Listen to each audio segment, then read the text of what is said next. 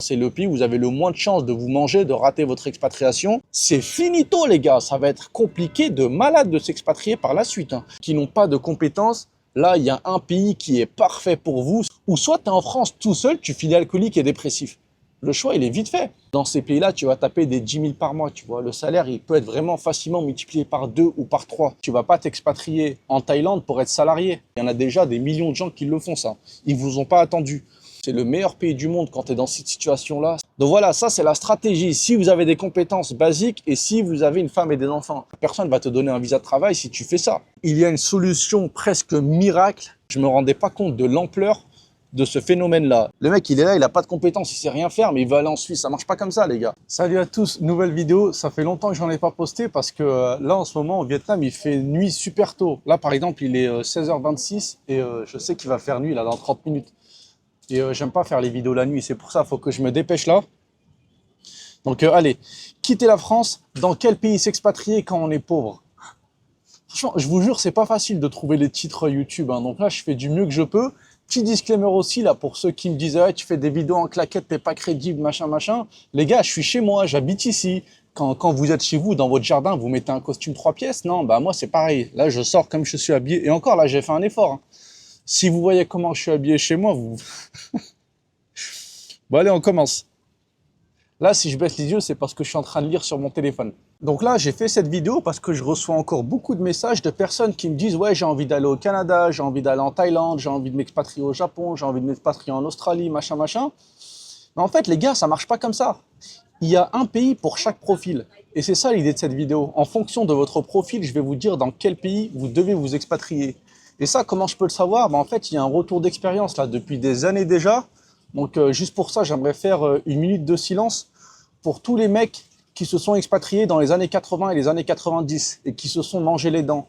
En fait, c'est grâce à tous ces mecs-là qu'on sait maintenant dans quel pays aller en fonction du profil de chacun. Si par exemple, tu es un célibataire, si tu n'as pas d'argent, si tu as une famille, tous ces trucs-là, pour chaque profil, tu as des pays qui sont prédestinés. Et c'est ce qu'on va voir ici. Donc tous ces mecs-là qui se sont expatriés dans les années 90, il faut vraiment les voir comme des pionniers du game. Mais après, là aussi, il faut préciser, ce qui était vrai il y a 30 ou 40 ans n'est pas forcément vrai aujourd'hui. Donc là, tu vois, tu vas pas aller t'expatrier aux États-Unis pour faire acteur de films d'action comme Jean-Claude Van Damme, les gars. Ça, c'est fini cette époque. Et en fait, il y a quelques règles de base à suivre parce que là, aujourd'hui, vraiment, celui qui lance son expatriation et qui se mange les dents parce qu'il est dans le mauvais pays, franchement, avec tout le retour d'expérience qu'on a depuis des années, j'ai pas envie de dire que c'est mérité, mais voilà, le mec cherche la merde un petit peu. Comme par exemple, tu vas pas t'expatrier en Thaïlande pour être salarié. Tu vas pas t'expatrier au Japon sans compétences à 50 ans. Donc vraiment, j'insiste là-dessus, il y a des règles. Un pays pour chaque profil. Et c'est ce qu'on va voir ici. Et si jamais le pays que je vais vous dire selon votre profil ne vous convient pas, en fait, ça sert à rien de forcer. Ce qu'il faut faire, c'est essayer de changer son profil. Donc, si par exemple, tu n'as pas de compétences, essaye d'avoir des compétences. Tu vois, il y a plein de petites règles comme ça, mais ça, on va le voir en détail. Mais voilà, j'insiste vraiment encore une fois là-dessus. Un pays pour chaque profil, c'est super important si vous voulez réussir votre expatriation. Et là, cette vidéo, vraiment, moi, je parle d'expatriation définitive. Je parle pas d'une expatriation, tu vas faire un PVT pendant 1 an et tu reviens. Ou bien tu vas aller en Thaïlande avec 10 000 balles, tu vas survivre 2 ans max en vivant comme un clochard et après, tu rentres en France. C'est pas de ça dont je suis en train de parler. Et là, encore une fois, moi, c'est juste un constat que j'ai fait, chacun fait ce qu'il veut, tu vois, si t'es borné, si t'es têtu, tu veux aller dans un pays et t'as pas d'argent, fais-le, mais juste voilà, tu risques de rater ton expatriation si tu t'y prends comme ça. Allez, petite précision pour finir, donc là, tous les pays que je vais vous donner, moi je me place du point de vue d'un Français, donc avec des standards français, c'est pas tu vas vivre en Colombie avec 300 € par mois, ou bien moi là je suis au Vietnam, le salaire moyen il doit être de 300 €, vous doutez bien que je ne vis pas avec 300 € par mois. Et je précise aussi, comme pour toutes mes vidéos, là, je sais parce que je vois souvent des personnes qui sont pas d'accord avec ce que je dis, mais les gars, c'est pas moi qui fais les règles du jeu, hein. Moi, tout ce que je fais là, c'est justement vous énoncer les règles du jeu parce que les règles ne sont pas claires. Donc là, moi, j'ai perdu des années de vie à comprendre ces règles-là. Donc là, ce que je fais, en fait, je vous fais juste économiser des années de vie. Après, si vous n'êtes pas d'accord, c'est pas parce que tu n'acceptes pas les règles que le jeu s'arrête. Donc allez, dans un premier temps, je vais vous lister les pays d'expatriation où tout le monde veut aller. C'est tout le temps les mêmes pays qui reviennent. Après, dans la deuxième partie, on va faire le lien entre votre profil et le pays d'expatriation et enfin la conclusion. Donc là, je vais lire sur mon téléphone, ça sera plus simple. Donc pour ça, j'ai divisé en continents, par continent. Donc là, c'est vraiment 99% des gens veulent s'expatrier dans l'un de ces pays-là. Donc là, pour l'Europe, tu as la Suisse et tu as le Luxembourg. Après, à chaque fois, je vais vous dire les avantages. Les avantages, salaire, sécurité, propreté et le cadre de vie, genre les montagnes et les lacs. Tu as l'Europe de l'Est. Donc là, les avantages, coût de la vie et les femmes. Ça aussi, c'est quelque chose que peu de personnes veulent avouer. Mais là, j'ai regardé les stats récemment de mon audience, c'est 80% d'hommes. Donc voilà, je vous le dis là pour les quelques femmes qui regardent. Les femmes, c'est un critère pour beaucoup d'hommes. Tu vois, ils veulent s'expatrier, ils vont tous te dire « Ouais, j'aime bien la bouffe, la culture, machin ». Mais non, les femmes, c'est plus de 50% de leurs critères en réalité, mais ils ne le disent pas. Donc voilà, quand je dis femme, je parle de ça. Et je ne suis pas en train de parler de filles de joie forcément ou de trucs comme ça. Je parle juste d'un mec, voilà, il aime les femmes de ce pays-là, il a du succès avec les femmes de ces pays-là, des trucs comme ça. Donc allez, Europe de l'Est, je disais coût de la vie, femme. Europe du Sud, Italie, Espagne, Portugal, le coût de la vie et le beau temps. Et enfin, pour l'Europe, le dernier pays qui revient tout le temps, c'est le Royaume-Uni et ça, c'est pour le salaire. Mais ça, on y reviendra un petit peu plus tard. Après, Middle East, Moyen-Orient, ça aussi, ça revient tout le temps. Donc déjà, la base de la base, Dubaï. Donc Dubaï, les avantages, pays musulmans, peu de taxes, la sécurité, la propreté et le beau temps. Sauf l'été où il fait super chaud. Après, tu as le Qatar et l'Arabie Saoudite. Donc là, encore une fois, pays musulmans, sécurité et beau temps. Ça, c'est les avantages. Après, on passe à l'Asie. Là aussi, tout le temps les mêmes pays qui reviennent. J'ai essayé de les mettre dans l'ordre. Donc en premier, tu as Japon, Corée, Taïwan, Chine et Hong Kong. Là, bon, déjà, tu as des trucs, c'est la même pour tous, tu vois, propreté, sauf pour la Chine. Après, tu as la sécurité, ça, je pense que c'est commun à tous les pays, sauf pour la Chine, peut-être. Après, le Japon, j'ai rajouté le cadre de vie, parce que voilà, Japon, histoire millénaire, tu as les montagnes, tu as les lacs, Enfin, je sais même pas s'il y a des lacs, mais voilà, c'est bien. Après, Asie du Sud-Est, là où je me trouve actuellement, donc moi, le Vietnam, Asie du Sud-Est, tout le temps les mêmes pays, donc Thaïlande, Vietnam, Philippines. Là, l'avantage de ces trois pays-là, c'est le pouvoir d'achat élevé, le beau temps, la sécurité et les femmes. Par contre, il n'y a pas de propreté, c'est pas super propre encore, mais voilà, là, tous les avantages, ça comble la propreté. Après, tu as Malaisie, Indonésie. Ça a tous les avantages que j'ai dit avant, donc beau temps, sécurité, machin. Et en plus, c'est un pays musulman. Après, Singapour, salaire, propreté. Et là, je me rends compte en me disant que c'est un pays musulman, il y a des gens qui ne sont pas musulmans, ils vont dire « Ah non, mais pour moi, c'est un désavantage que ce soit un pays musulman. » Et non, vu que je sais que mon audience, la majorité, ça je sais pas. Dommage, il n'y a pas de statistiques religieuses sur YouTube. Je sais pas, il y a combien de musulmans qui me regardent. Mais voilà, c'est pour eux, je pense qu'il y en a beaucoup. Donc c'est pour ça que je précise. Après, Amérique du Nord, donc là, tu n'as que deux pays, donc tu as Canada, États-Unis, le Canada pour la sécurité, les États-Unis pour le salaire. Et enfin, Amérique latine, donc là, tu as Colombie, Brésil. Après, Amérique latine, je connais pas trop, tu vois, donc là, j'ai mis Bolivie, Pérou, Mexique, mais je suis même pas sûr qu'il y a beaucoup de mecs qui s'expatrient en Bolivie. Mais Colombie, je sais qu'il y a beaucoup de personnes. Et voilà, donc là, l'avantage aussi, pouvoir d'achat élevé, le beau temps et les latinas. Ça aussi, c'est critère pour beaucoup de mecs. Et en plus, Amérique du Sud, tu as le Panama. Et le Panama, il a tous ses avantages, sauf qu'en plus, il a la faible taxation. Après, Afrique, donc Maroc, Algérie, Tunisie, donc les pays du Maghreb. Donc là, pouvoir d'achat élevé, c'est des pays musulmans. Souvent, les gens qui vont là-bas, ils ont la double nationalité et ils ont de la famille sur place. Et enfin, après, tu as aussi Afrique subsaharienne. Donc là, tu as un pouvoir d'achat élevé, tu as le beau temps. Après, j'ai mis Océanie. Donc Océanie, tu as Australie, Nouvelle-Zélande, et là, tu as la sécurité, la propreté et le cadre. Donc là, voilà, on a fait la liste de tous les pays où 99% des gens veulent s'expatrier en fonction des continents.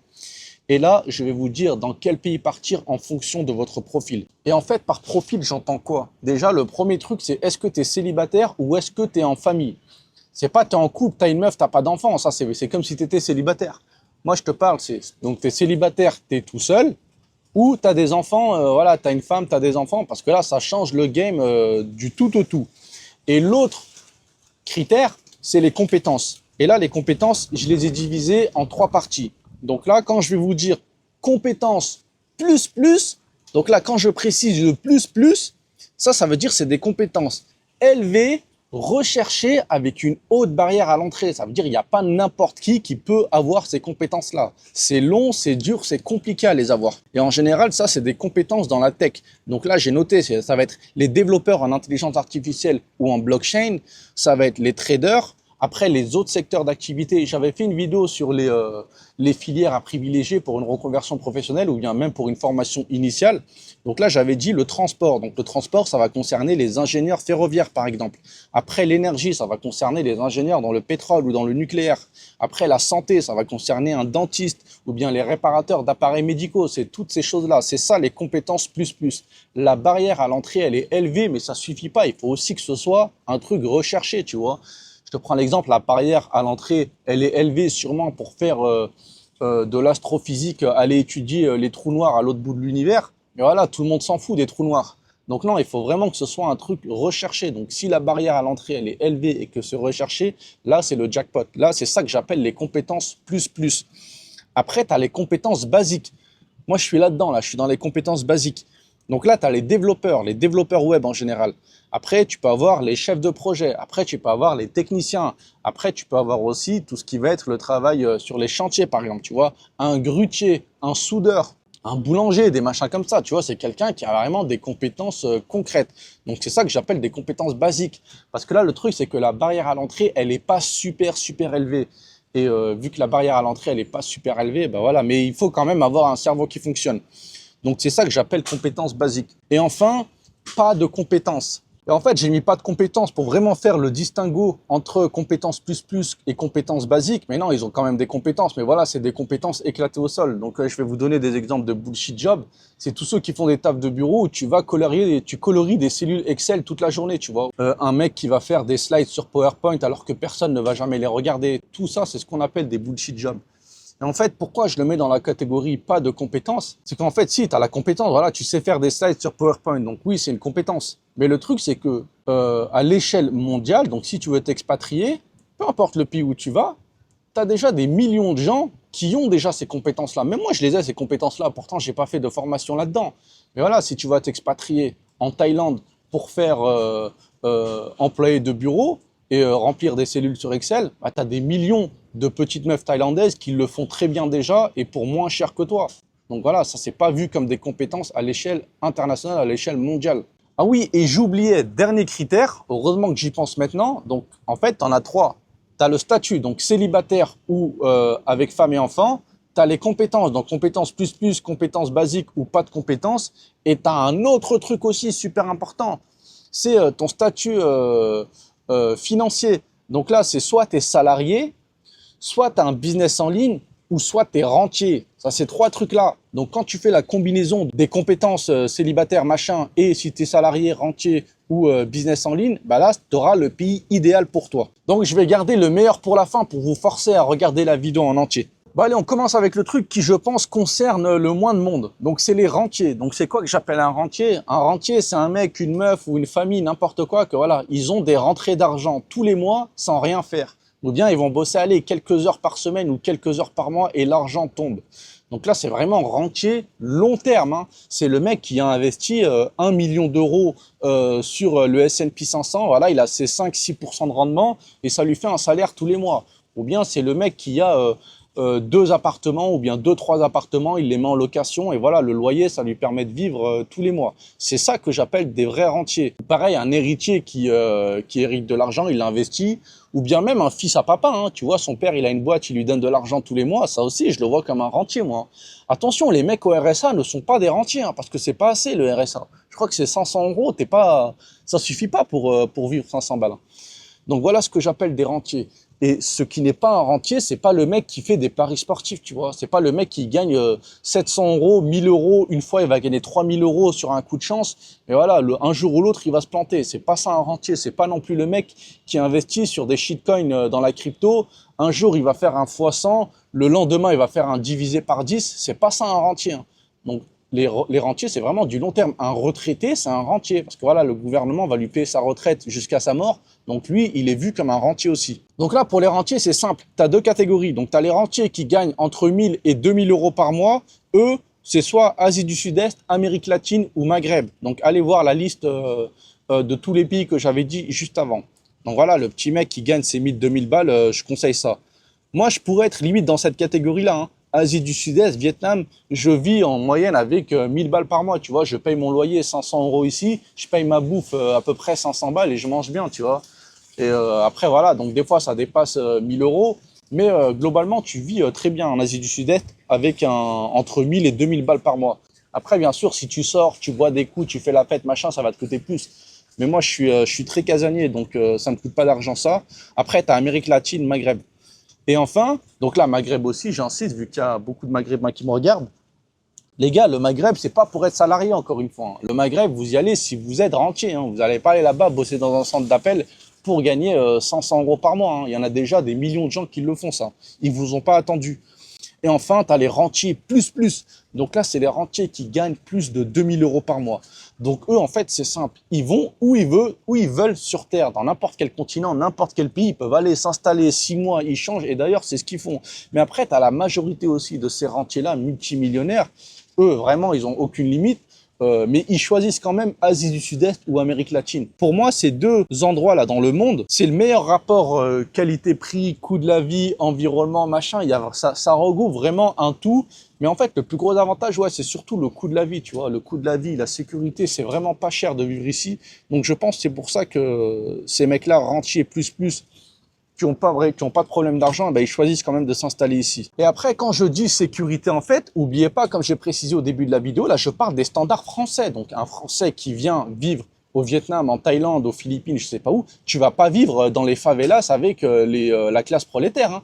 Normalement, tu vis dans les beaux quartiers parce que 500 euros ici, là, c'est ce que je paye le loyer. Voilà, c'est énorme pour un local. Mais toi, quand tu es français, ben voilà, 500 euros, en France, 500 euros, t'es en banlieue, tu vois, t'es en banlieue avec tous les cas sociaux. Mais ici, non, tu peux être dans les beaux quartiers. Après, je sais que tu auras tout le temps des exceptions qui viennent en Asie et qui sont salariés. Mais voilà, en général, ceux qui sont salariés, ils sont salariés pour une entreprise française. Mais moi, de toute façon, le salariat, je trouve ça risqué. Tu vois, il y a plein de gens, ils pensent que le salariat, c'est le bon plan. Mais c'est le plus risqué, en fait, le salariat. Les gens, ils ne se rendent pas compte. Ils se réveillent trop tard. Tu vois, ils sont salariés, ils vont se faire virer à 45 ans ou 50 ans. Ils sont trop vieux, plus personne veut d'eux, ils n'ont pas de patrimoine, ils n'ont pas de business, ils n'ont rien. Franchement, donc, et en plus, donc ceux qui viennent en Thaïlande ou au Vietnam faire salarié pour une entreprise vietnamienne, ils vont être payés 700 euros, 600 euros par mois, mais c'est risqué de malade, hein. Donc voilà pour les rentiers. Donc ça, je pense que c'est la plus faible partie. Maintenant, on va regarder ceux qui ont des business en ligne ou bien ceux qui travaillent en ligne. En fait, business en ligne, c'est pas le vrai terme. C'est plus ceux qui travaillent en ligne. Donc moi, au début, là, au Vietnam, la première année, je travaillais en ligne. Enfin, même là, je continue de travailler en ligne, mais un petit peu moins. Et voilà, travailler en ligne, c'est quand tu es freelance, tu as des clients. En général, c'est des clients en France, en Suisse, peu importe dans le monde. Et voilà, tu bosses sur ton ordinateur à distance. C'est ça, travail en ligne. Après, autre type de travail en ligne, c'est le mec qui a application mobile ou une SaaS. Ça aussi, c'est mon cas, par exemple. Le truc, c'est que ça, je peux pas le mettre dans la catégorie rentier parce que ça demande quand même un petit peu de travail de temps en temps. Tu dois manager, tu dois gérer, tu dois faire des mises à jour. C'est pas 8 heures par jour, mais ça va te prendre, allez, peut-être 1 heure par semaine. Donc, c'est cumulé à d'autres choses. Si le mec continue à coder en même temps, faire son taf freelance, voilà, c'est ça que je mets dans le travail en ligne. Comparé à rentier, où rentier, normalement, tu es vraiment censé rien faire, quelques heures par mois à gérer et c'est tout. Alors que là, travail en ligne, ça te prend quand même, allez, peut-être 10 heures par semaine. Autre exemple, un mec qui a un blog, tu vois, il a un blog, il écrit des articles, il fait de l'affiliation, de la publicité, ça, c'est un travail en ligne. Un mec qui est sur les réseaux sociaux, qui est sur YouTube, il doit faire des vidéos. Moi aussi, je me considère là-dedans aussi. Moi, franchement, je bouffe à tous les râteliers, là. Je suis dans les freelances, je suis dans App, et là, je suis dans réseaux sociaux depuis pas longtemps. Donc voilà, ça, c'est un travail en ligne, ça prend du temps à faire. Après, bon, c'est pas le métier le plus compliqué, mais voilà, ça demande quand même du temps. Un mec aussi qui va faire de la formation en ligne, du coaching, ça aussi, c'est un travail en ligne. Donc, c'est tous ces métiers-là que j'appelle dans le travail en ligne. Et pour ça, donc, tu as plusieurs pays. Donc là, le premier, celui auquel tout le monde pense, ouais, influenceur, réseaux sociaux, YouTube, Instagram, machin, c'est Dubaï. Mais le truc, Dubaï, c'est si vraiment tu commences à faire beaucoup d'argent. Moi, je pense que j'irai à Dubaï peut-être à partir de 10 ou 20 000 euros par mois, j'irai à Dubaï. Donc voilà, pas non plus envie de payer beaucoup de taxes, surtout quand tu commences à avoir des grosses sommes comme ça. Mais en dessous, non, je préfère rester en Asie du Sud-Est. Donc après, ceux qui travaillent en ligne et qui gagnent moins de 10 000 euros par mois, moi, je vous conseille l'Asie du Sud-Est, l'Amérique latine ou le Maghreb. Alors, je vous conseille, c'est ce que tout le monde fait. Après, vous faites comme vous voulez. Donc là, voilà, on a vu les deux principales, les deux premières catégories, donc les rentiers et ceux qui ont un business en ligne ou ceux qui travaillent en ligne. Et maintenant, on va voir la partie qui va concerner le plus de monde. Donc, encore une fois, loi de Pareto, Donc ça, c'est les 80%, bah voilà, c'est ça. C'est des salariés, c'est les gens qui sont salariés. Et là, on va diviser en deux. Donc, tu as les salariés célibataires et tu as les salariés qui ont une femme et des enfants. Donc allez, comme j'ai dit qu'on gardait le meilleur pour la fin, le meilleur pour la fin, je vais vous dire c'est quoi? Le meilleur pour la fin, c'est les salariés célibataires qui n'ont pas de compétences.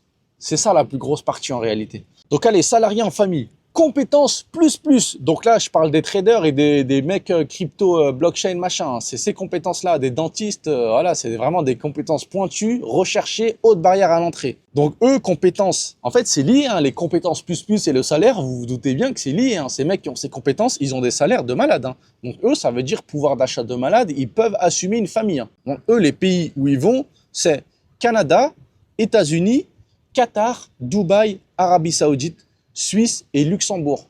Pourquoi ces pays-là? Parce que le coût de la vie, il est élevé dans ces pays-là, mais vu qu'ils ont un salaire élevé, bah, malgré le fait qu'ils aient des enfants à entretenir, ils s'en sortent parce qu'ils ont des compétences plus plus.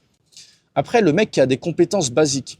Donc ça, j'en ai vu beaucoup faire ça. Donc voilà, le mec qui est développeur web ou un truc comme ça, il a une femme et des enfants, bah voilà, lui, il n'a pas assez, enfin son salaire ne sera pas suffisant pour aller vivre avec sa famille aux États-Unis, au Canada, en Suisse, dans ce genre de pays. Regardez, il y a elle passe ici, là. Ça fait longtemps que je ne l'avais pas vue. La PNJ. Donc j'en étais où? Compétences basiques et avec une famille. Donc là, ça, je l'ai constaté ensuite. Je ne savais même pas que ça se faisait avant, mais j'en ai vu plein qui faisaient ça. Enfin, plein, c'est pas des centaines, hein, mais franchement, j'en ai rencontré des dizaines de mecs comme ça. Et comment je les ai rencontrés? Quand j'étais en Suisse, je rentrais à Lyon tous les week-ends, je faisais Blablacar, tu vois. Donc je prenais des mecs et voilà, c'était des pères de famille et c'était souvent ce même profil-là. Donc en fait, ils ont des enfants, ils ont une femme, mais ils ne les ramènent pas en Suisse avec eux. Et en fait, c'est le meilleur plan, c'est le meilleur plan, je trouve. Surtout si jamais ta famille reste à Lyon, par exemple, qui est pas très loin de la Suisse, bah voilà, toi, tu vas travailler en Suisse en semaine et tous les week-ends, tu rentres à Lyon. Et au moins, tu n'as pas besoin de payer un super grand appart, l'assurance maladie pour ta femme et tes enfants en plus. Donc vraiment, tu auras un bon salaire, allez, entre 5 et 7 000 francs net par mois. Tu payes juste ton loyer et ton assurance et tout le reste, bah, pour la famille restée en France, qui eux peuvent bien vivre avec un salaire suisse comme ça. Donc voilà, ça c'est la stratégie. Si vous avez des compétences basiques et si vous avez une femme et des enfants. Après, je sais que là, tu en as beaucoup, ils veulent pas se séparer. Même un jour, ouais, non, je veux pas. Mais voilà, après, il faut faire des sacrifices, tu vois.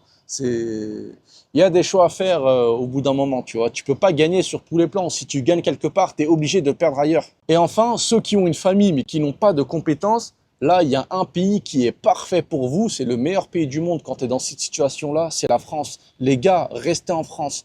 Si vous n'avez pas de compétences, vous ne pouvez pas trouver du travail, machin comme ça, et que vous avez une femme et des enfants, ne les embarquez pas à l'autre bout du monde, vous allez tous finir SDF. Hein. Franchement, moi, ce que je conseille, restez en France. Quand tu as une femme et des enfants et que tu n'as pas forcément des compétences ou que tu fais un bullshit job, je vous jure, la France, c'est le meilleur pays du monde quand tu as ce profil-là. Donc voilà, restez en France si vous êtes dans ce cas de figure.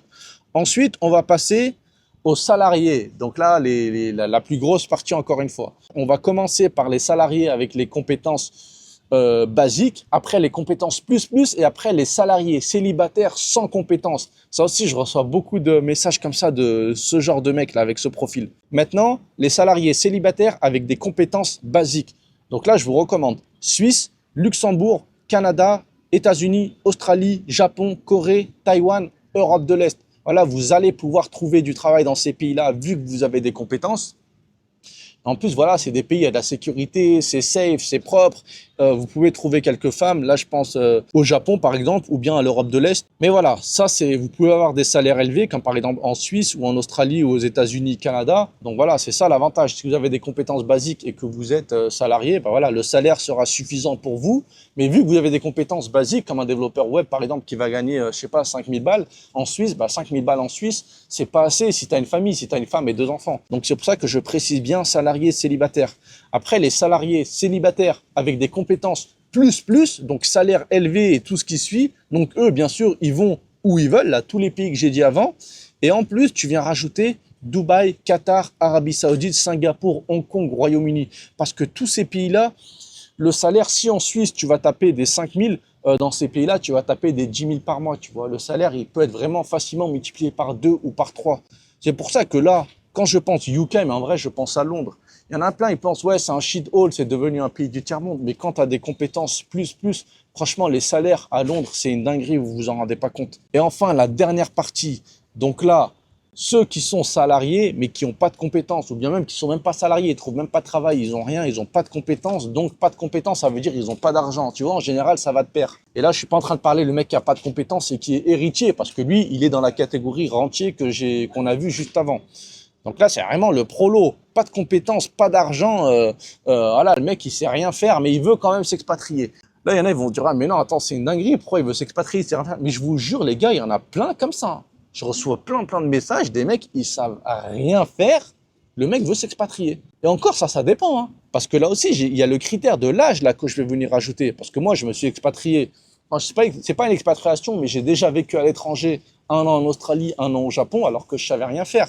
Mais là, il y avait le critère de l'âge. J'avais moins de 30 ans à cette époque-là. Donc, quand tu es jeune, tu peux partir encore. Tu t'en fous de pas avoir de compétences et pas avoir d'argent. Donc là, on va vous dire en fonction de l'âge. Donc, pour ça, j'ai divisé en 3. Donc, pour les moins de 35 ans, allez faire un PVT en Australie ou au Canada. Donc, pourquoi 35 ans? Parce que 35 ans, c'est la limite pour le visa vacances-travail. Donc, c'est un visa qui te permet de vivre et de travailler dans un pays comme ça pendant 1 an.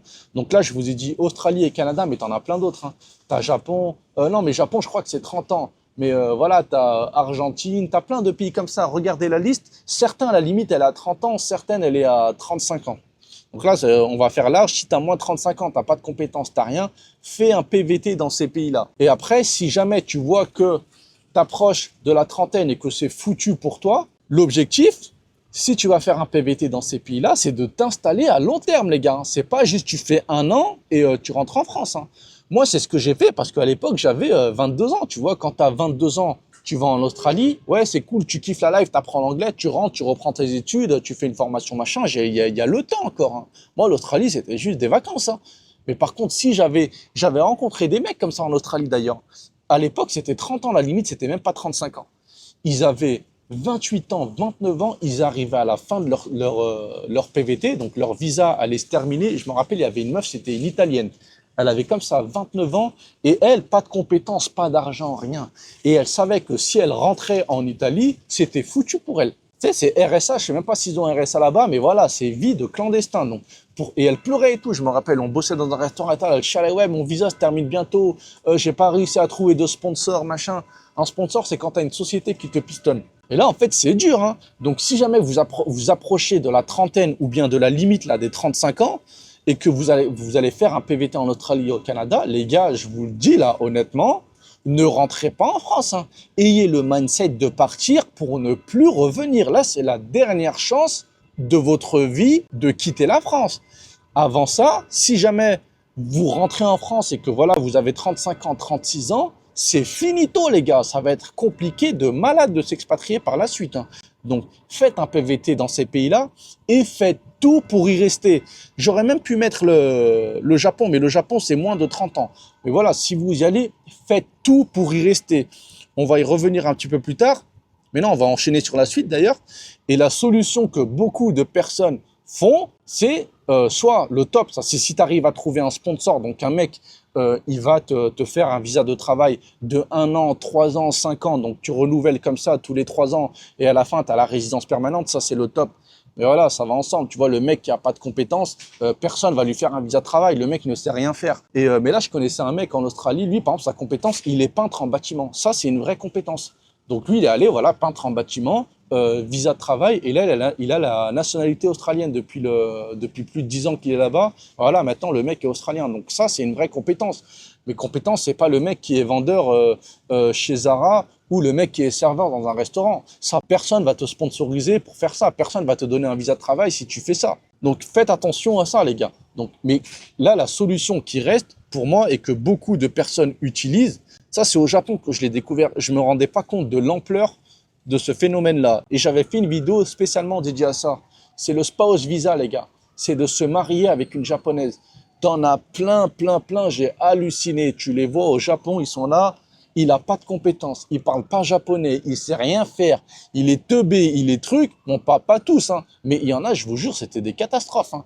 Et tu là, le mec, ça fait 10 ans il est au Japon. Tu dis, ça fait comment tu fais pour rester au Japon aussi longtemps?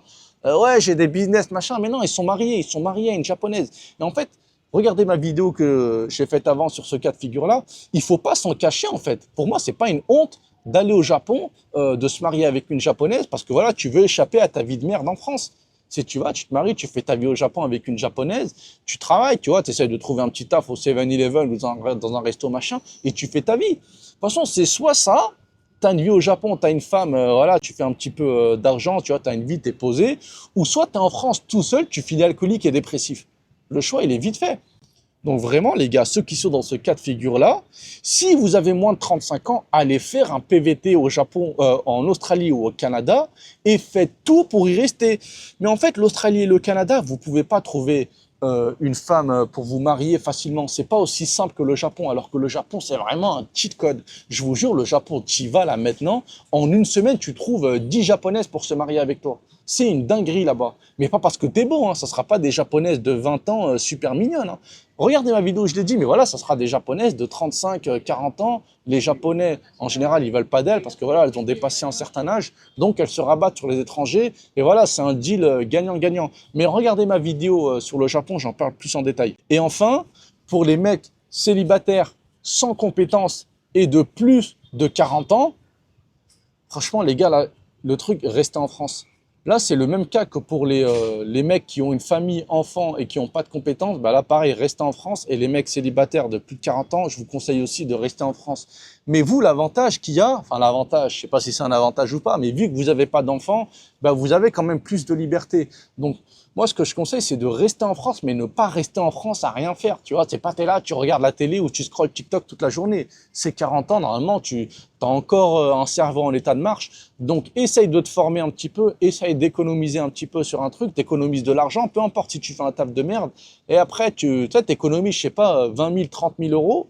Tu vas dans un pays et tu essaies de lancer un business. C'est ça ta dernière carte. Et même là, tu prends pas un risque énorme, hein, parce que même si tu te plantes, bah là, tu rentres en France et tu recommences, tu vois, même si tu as 40 ans. Donc 40 ans célibataire, c'est moins chaud que un mec sans compétence avec une femme et des enfants. On va passer à la conclusion. Donc là, il y a deux solutions en fait. Donc c'est soit là, toute la liste que je vous ai fait, donc si vous vous êtes reconnu dans l'un des profils là et le pays que j'ai donné vous convient, dans ce cas, parfait, allez-y, vous pouvez déjà y aller. Franchement, c'est le pays où vous avez le moins de chances de vous manger, de rater votre expatriation. Et enfin, si jamais votre profil ne correspond pas au pays que j'ai donné, donc là, la solution, il n'y en a pas 50. Hein. C'est de vous former d'abord, c'est de changer votre profil en fait. Si vous avez des compétences basiques, si vous n'avez pas de compétences, essayez d'avoir des compétences basiques. Les compétences basiques, au moins, ça va vous ouvrir les portes de la Suisse. Si par exemple vous voulez aller en Suisse, mais que vous n'avez pas de compétences, je sais qu'il y en a plein, ils sont dans ce cas de figure-là, tu vois. Le mec, il est là, il a pas de compétences, il sait rien faire, mais il veut aller en Suisse. Ça marche pas comme ça, les gars. La Suisse, franchement, il filtre de malade. Donc, formez-vous à une compétence recherchée en Suisse et ensuite aller en Suisse. Ou bien le mec qui va aller en Thaïlande, mais qui veut être salarié. Non, les gars, à la Thaïlande, tu vas pas pour être salarié. Donc, si tu veux absolument aller en Thaïlande, bah, essaye d'avoir un business en ligne, de travailler en ligne, et ensuite tu vas en Thaïlande. Ou bien essaye de devenir rentier et ensuite tu vas en Thaïlande. Donc vraiment, j'insiste là-dessus si vous voulez pas rater votre expatriation. Et là, je parle d'une expatriation définitive. Enfin, pas forcément jusqu'à ta mort, mais tu vois, une expatriation au moins pendant 10 ans. Pas une expatriation, tu vas 1 an, tu kiffes la life et tu reviens. Ça, c'est éclaté. Là, cette vidéo, c'est vraiment une expatriation long terme. Mais en réalité, il y a une solution presque miracle. Mais moi, ça fait pas longtemps que je suis dedans. J'en ai parlé déjà lors d'un live. Je vous ferai une vidéo à ce sujet. Et là, franchement, ça ne dépend que de vous. Là, le mec qui refuse de se lancer, sachant que ça peut vraiment le sortir de sa condition. Ça peut lui permettre de s'expatrier, machin. Et il y a une solution qu'à ça. Mais t'en as plein, ils veulent pas. Et là, franchement, là, c'est de votre faute parce que ça, c'est vraiment un truc accessible à tout le monde. C'est pas du dropshipping, les gars. C'est pas du copy trading. Hein. C'est pas des conneries comme ça. Hein. C'est vraiment un truc que j'ai testé, expérimenté et approuvé. Et j'en parlerai dans une prochaine vidéo. N'oubliez pas, pour ceux qui veulent s'expatrier, il y a le groupe Discord DHA Expat. Je vais vous mettre le lien. Il y a la web app aussi avec une carte du monde pour trouver des expatriés autour de vous ou bien des gens dans votre ville qui veulent aussi s'expatrier. Vous pouvez peut-être rentrer en contact. J'ai ma chaîne IT aussi pour ceux qui veulent apprendre à faire des applications mobiles ou des SaaS. Je vous montre tout sur cette chaîne-là et je mets tous les liens en description. Merci d'avoir regardé et à bientôt pour la prochaine vidéo. Je vais vous montrer la PNJ, je l'ai revue.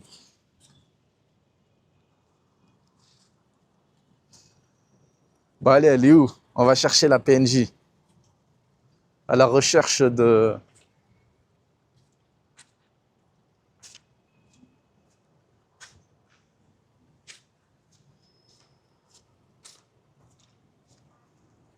Ah, elle est là.